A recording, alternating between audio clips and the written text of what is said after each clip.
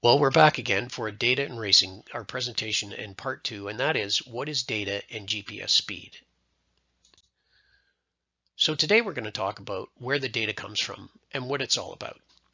So data comes from the data system that measures and records from sensors that are either in the data system itself or from sensors that are installed in your race car. AIM has many standalone and fully integrated data systems. They call them loggers. When you download that information, it's used in software to interpret the data that comes from the loggers. It's as simple as that. The loggers use internal data from GPS and from internal sensors that are inside the logger, as well as from your ECU and or additional external sensors that you have installed. So why use GPS speed? Well, we're going to focus this particular online discussion on GPS speed alone, as well as log-G. And that's because there are many, many different bits of information that you can take from your logger and plot it on a graph versus time or versus distance.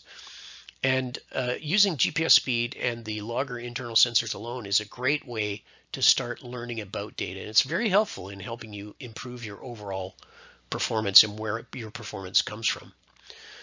AIM uses global positioning systems, that's GPS, to pinpoint your vehicle's position on the racetrack, and then compares this data continuously by taking samples as you move around the racetrack.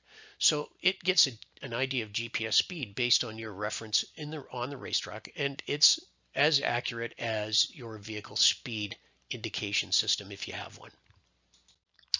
So let's take a closer look at GPS speed. One of the things I always look at is that the area under the curve, this area here, is what shows you how fast you're going. And this is a plot of one lap at a racetrack from our race car. And you have miles per hour on this axis, and you have distance on this axis. And every peak is going into a corner, and every valley is coming back out of a corner. That's essentially how you look at this data. So the higher the speed, the bigger the area, which is this area under here. The larger the area under the curve, the faster the lap. Now the higher the GPS speed, also the faster the lap. So this is comparing two particular laps, one over another. The blue lap is slower than the red lap, and you can see the difference in the speed in the height of each one of these peaks. Each peak, with the exception of this one here, is higher for the red lap. So the higher the GPS speed, the faster the lap. Pretty straightforward. The other thing to do when comparing GPS speed is look for consistency when comparing lap to lap. So this is actually 3 different laps that we're comparing here. There's a gray lap, a blue lap, and a red lap. The red lap is the fastest lap. The blue lap looks like it's the slowest lap, and the gray lap is a lap in between the two of them. Look at the consistency from lap to lap. If you look at the top, and we'll look at this next slide, if you look at the top of this curve, the difference between this point here and this point here is speed.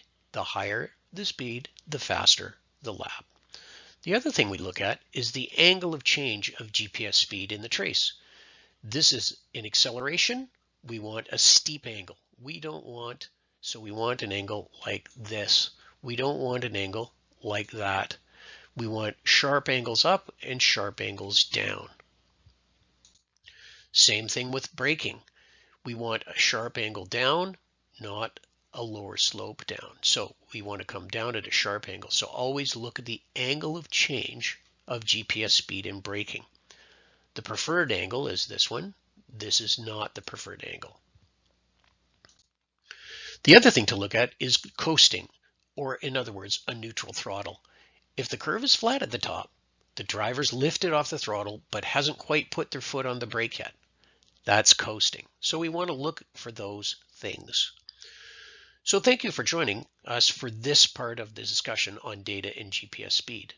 I've posted all the links in the section below, as well as a link to the PDF copy of this portion of the presentation. Stay tuned to our YouTube channel for the next video on log-G in the next 7 days. See you soon.